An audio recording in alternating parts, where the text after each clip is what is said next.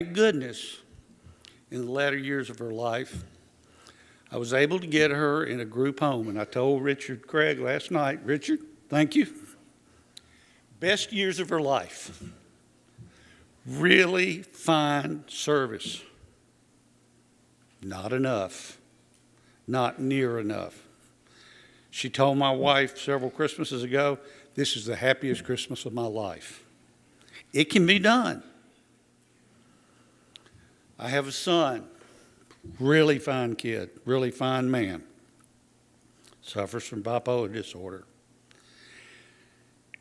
Incredibly fine kid, descended into the absolute depths of hell. And if you think that's fun, you just come on down with me and I'll take you down to the probate court and help you fill out a petition on your child for a commitment and try to name everything he's done so you can get him into the hospital. I've been there. Several times I've been there. And to all of you who think that it's frustrating, absolutely it's frustrating. I'm a lawyer. I know what to do. I know how to do it. I sat across the table from my son's attorney when he was a teenager, where the law required the lawyer to argue for the child, for what he wanted. Can you imagine having someone sit there and argue for the Xbox time for your teenage child? Really a great idea.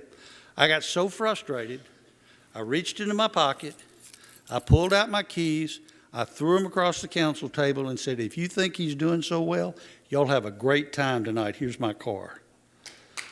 It's incredibly frustrating. So I know, I talk to people virtually every day. I've talked to almost every one of the parents who've had their children killed. And I've talked to a number of the police officers who've been involved in those. That is no fun. I've been there. I'm very, very fortunate that I've been able to put my combat experience in a lockbox, as Vice President Gore would say, and keep it there. But there's one incident that has haunted me all my life. And it was my very last day in Vietnam. And I was driving down the road, and I see a young kid approaching me. And he's got his arm back like this. That's what people do when they've got a grenade. And I knew I was about to get a grenade thrown at me. And I swung my weapon around. I pulled it off safe instantly. My finger was starting to pull back the trigger, and he opened his hand, and it was a candy bar. And by a split second, I didn't fire.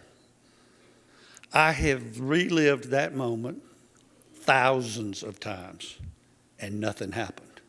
Think what the police officer who has to defend himself thinks for the rest of his life when something like that happens. We can help that. We can stop a lot of that. But we have to start doing something, and we have to move forward.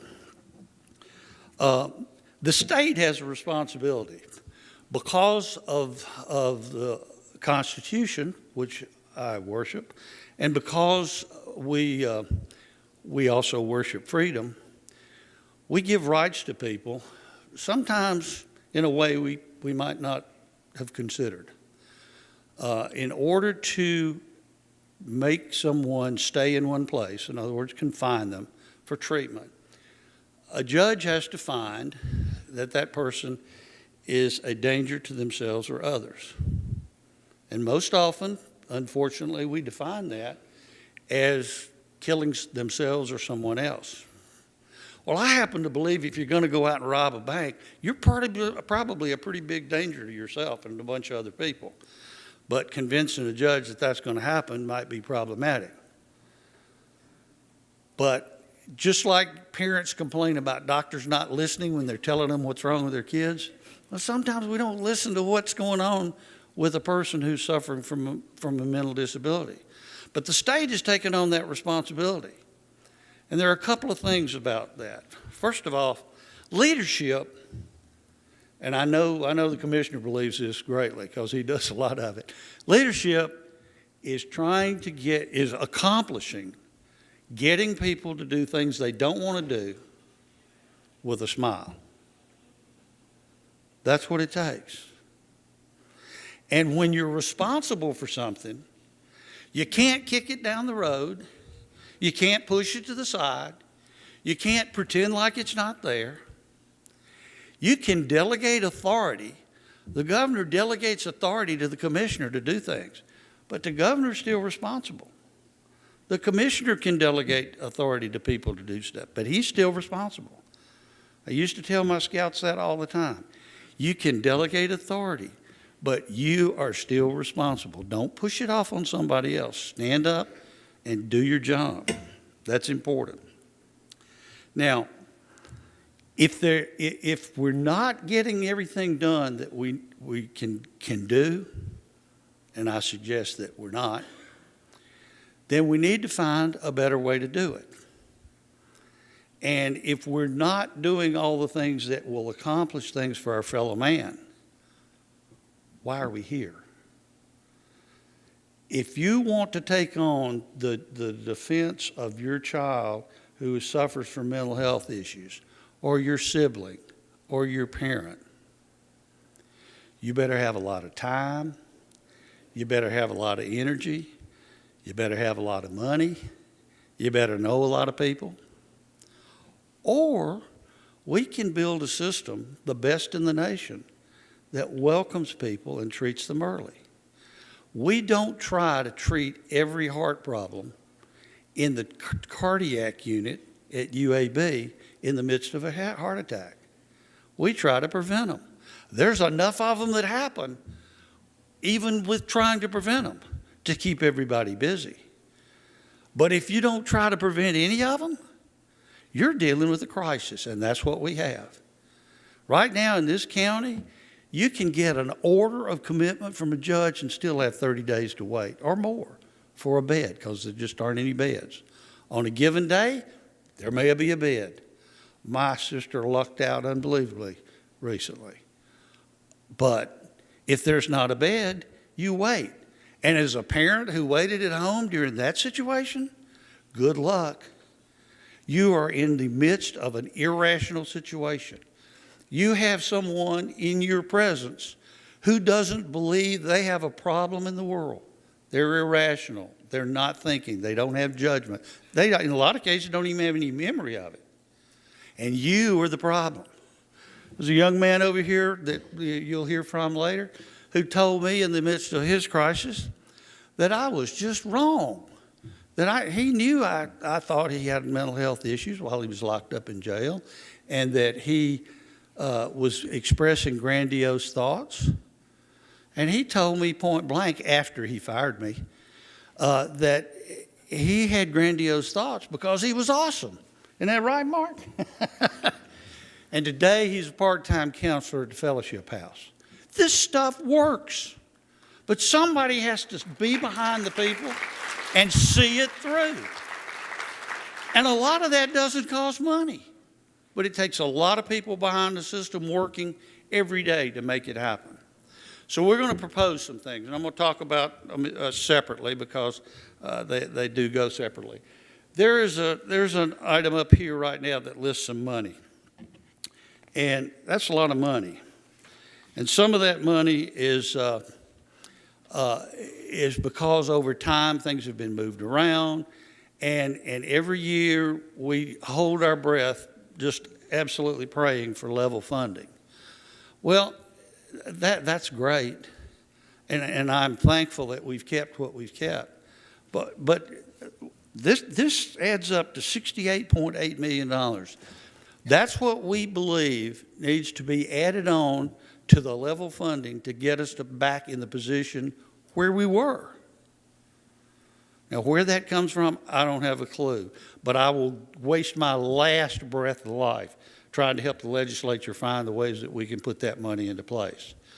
Some of that comes from setting up programs that are matching so we get federal funds to do those things. But that's where we were. If there's no bed, there's a reason there's no bed. When we've got a whole cohort of people who are not getting medication, guess where they're being treated? In jail, which costs money, or in a hospital, which costs money. We can get lots of money from lots of places to give them medicine and let them see a community psychiatrist like Jackie Feldman who can take care of them and prevent crisis. Or we can pick them up, put our policemen in danger like we always do, without the requisite training and without the money, and let them sit in a jail cell waiting to go to Taylor Hardin for months on end, or we can do it right. And if we can talk everybody into doing this, we can get a great start on what we're going to do. $35 million to restore the general fund cut taken from the department in 2009. That happened. $9.8 million to restore services that have been reduced since 2009 due to continued level funding. Now, I know what politics is about. Everybody participates in politics, and anybody that says they don't hasn't argued for the drumstick at Thanksgiving dinner. I'm sorry. Politics is what makes the world work. But there's levels of politics. And if you're not in that group, you can say a lot of things that some of the people in that group can't do. And that's what I'm doing right now. This is for my sister and for my son.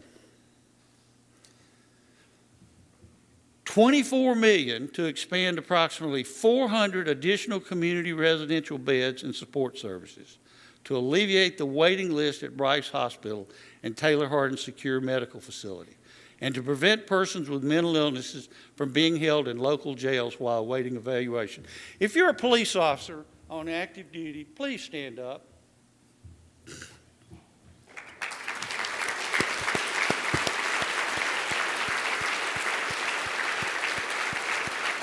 Thank you. Now, I talked about some of the ways that I've been put into perspective. My oldest son's a cop. He's an FBI agent. He does counterterrorism work in Houston. He's also a bomb tech. He's been shot at. He's deployed to Bosnia, to Afghanistan, and Iraq twice. I worry about him every day. So you can't find a position in this spectrum that I don't worry about every day. God gave me that grant, and I'm going to use it. But we're going to change things for you police officers. I've talked to an awful lot of the jail commanders. I've talked to an awful lot of people associated with the arrests of some of the people that I'm trying to help or my clients. And to a man, every one of them says, this isn't right. This shouldn't be going this way, but we don't have any alternative.